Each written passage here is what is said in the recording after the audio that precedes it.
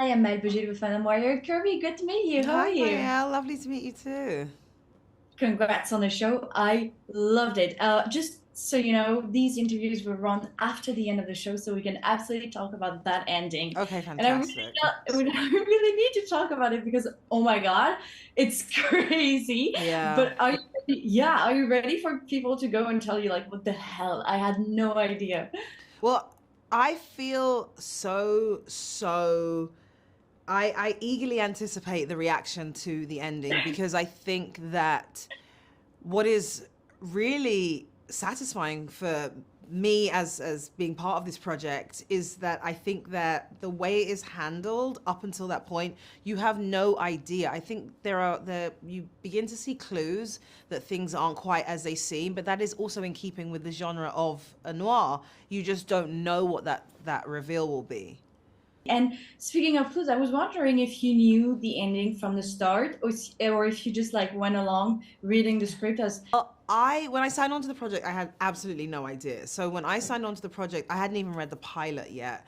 I just knew the creative team that was involved. I knew my character, and Ruby was pitched to me as Ruby is to Sugar what M is to James Bond. And that was sort of my way Yeah. into the character. So I had no idea of what would come to be. And then at a certain point, I was told what the ending would be, but I had no idea of the journey it would take because you're not.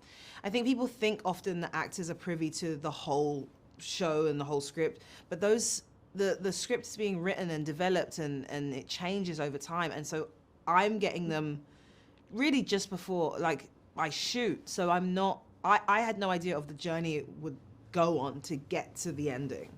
You talk about clues, they are very subtle, and once you know the ending, you look at the show differently, obviously. But those clues are very subtle, and you just don't really question anything. You just go along. At some point, I remember Sugar has a whole speech about how he can drink the whole bar and not get drunk, right? And I'm like, well, he's just a big mouth. Like it's his persona. He's trying to impress her. But actually, when you see that ending, it's just like it makes sense. So I'm assuming for you as an actress watching the show, once you knew the ending, was a different experience for you.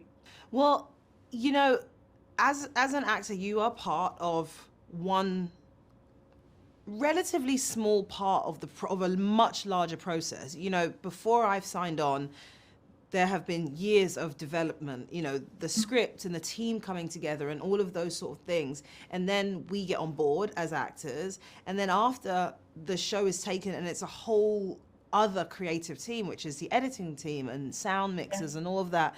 And so what is really interesting is that when I'm watching the show, I'm also watching it for the first time. I know the scenes that I was part of, but also, Yeah. for example, in the pilot, the scene where Sugar first comes to Ruby's house and they have that conversation, the way it has been intercut with the Jonathan Siegel storyline and him going over there, that was something that I had no idea how that would look. I just filmed my chunk, and then when you get to the edit, so it is actually, I'm having the same experience as the audience members are. So when I'm seeing, you know, that ending, I'm having the exact same experience as the audience member. And that is really exciting, actually, to also, even though I'm part of the process, for there still to be discovery.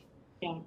Also, I love how this show is an homage to the entertainment industry, to movies. It's a love letter to movies as well. And I love that Sugar at some point says that he doesn't like drinking. He just likes the romance of drinking, because in old movies, drinking is very glamorous. And I was wondering, because for me, that line is a testimony of how big of an impact movies can have on our lives. And I was wondering if in your everyday life you have a little something, maybe a little habit that you owe to movies, or to a movie in particular, something that inhabitates you in your everyday life just because of movies. Well, I think the power of movies is that it essentially is encapsulating a part of human life, and it is the I believe the job of movies is it is art that is mirroring our reality. It's mirroring real life. And I think that I don't think there's a single person that hasn't, you know, when you get dressed and you're wearing a really cute outfit and you feel great, when you're walking down the street, I don't think there's a single person that doesn't have a soundtrack running through their head. You know, Yeah. you have these moments that have been created by film, and that shows the power of film in our everyday lives, is that you somehow, you know, we've created this artistic medium, but at the same time, it's the whole, you know, life imitating art or art imitating life thing, Yeah. where it's become secular, doesn't it? Oh, cyclical, circular, whatever, you know what I mean. But it's basically, it's this idea that, you know, movies influence our life, but then our life is what influences movies, and it goes round and round. And I think that's really cool. I mean, there's also the saying, you know, people go, my life is a movie. It's like everyone is influenced by the fact that it feels like you are living out a movie.